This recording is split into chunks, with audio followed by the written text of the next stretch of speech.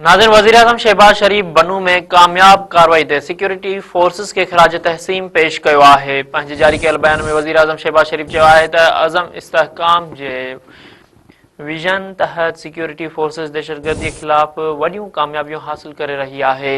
वज़ीर-ए-आज़म शहबाज शरीफ चयो त दहशतगर्दी के खिलाफ हिन जंग में पूरी क़ौम ऐं पाक फ़ौज सां गॾु बीठल आहे। मुल्क मां हर क़िस्म जी दहशतगर्दी जे ख़ात्मे लाइ पुरअज़म आहियूं।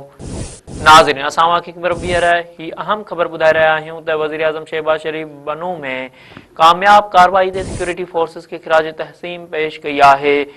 पंहिंजे जारी कयल बयान में वज़ीर-ए-आज़म शहबाज शरीफ चयो आहे त अज़म इस्तेहकाम जे विजन तहत सिक्योरिटी फोर्सेस दहशतगर्दी के खिलाफ वॾियूं कामयाबियूं हासिल करे रही आहे।